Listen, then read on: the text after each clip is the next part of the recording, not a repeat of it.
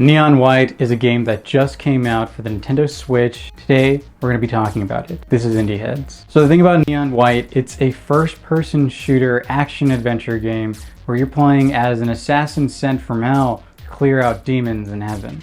The name of the character is White, and you're with other demons who are referred to this kind of neon group. The story itself is very interesting and campy and fun, with a bunch of anti-hero type characters.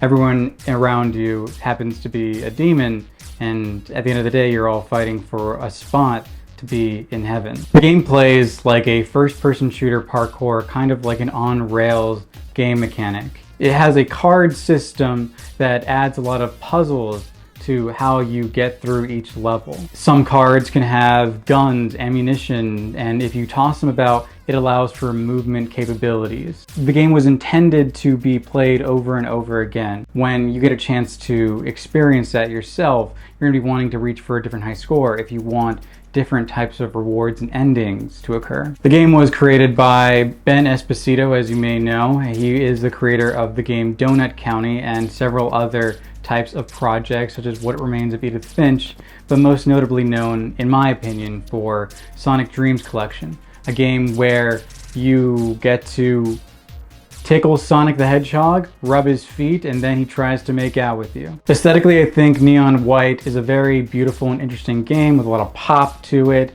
It looks like it's influenced by a lot of different 90s and 2000s anime, even lending voice talent such as Steve Blum to the main protagonist, White, themselves. The thing about Neon White is that they want this game to blow up. They want it to explode on the internet. They're excited for it. There's so many self-referential projects in the game itself. It's a lot like Mirror's Edge, but kind of think of those Suda51 games such as No More Heroes or Killer 7. Edgy, crass, loudmouth characters get together. It's a game that lends itself with a lot of electronic influences, with punk as well, from Machine Girl, the composer for the entire soundtrack of the game. I intend to play this game to its fullest. As a first-person shooter, the game itself lends itself to something like Kid Icarus Uprising, which appeared on the Nintendo 3DS.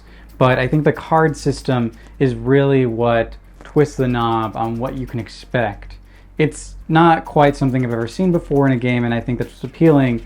It allows for different ways to solve it. I know that the creator, Ben Esposito, even acknowledged that the game mechanics were inspired by watching speedrunning videos. How speedrunners can turn stomping on a Goomba in a Mario game as a game mechanic and how to advance further that cuts above other people. And that's the kind of game at its core. It's a puzzle game. As for the story, I think that there are many interesting elements to it, such as a kind of dating sim, kind of like Persona social link kind of attitude to it, where through your discussions with other characters, you find out the story about how you ended up in hell and what can be done about it. Knowing that this game was made for a kind of viral sensation, made for people by the internet, I think that I expect it to blow up completely at speed running competitions with other types of content creators. I think it's going to be a game that is enjoyed for a long time. When I think of the kind of games, I think artistically it reminds me of like the meta narrative of like anime kind of games that aren't really like that. They kind of like make fun of it.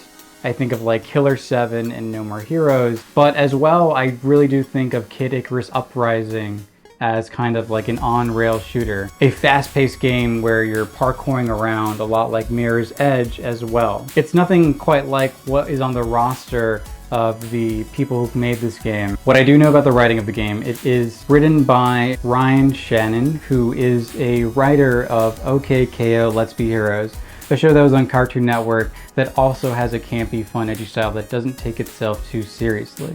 I personally adored this show myself, and so when I saw that they worked on Neon White, I was excited. The music for Neon White is also what is appealing about it. It's an original soundtrack that's been composed by the music group Machine Girl. They make a lot of electronic punk kind of music that is fast-paced, it feels harsh, animalistic, and I think that that's what the intention is going into this game. It's going to be high-octane, fast, Red Bull Monster energy drink. You're not going to want to sit down. I'm in love with games like this. It feels short and sweet and so perfect. It's the kind of experience that brings you in and out of it. It doesn't take too much of your time or calls too much of your attention. It's a game for people who love games. So I know that a lot of people can be put off by the game because of like anime kind of stuff, but I don't think that should stop anyone from getting into it. Aside from all the aesthetic purposes, mechanically, it's a game that's about going fast and having fun. Maybe even a reinvention of Sonic the Hedgehog, of what they could have been today,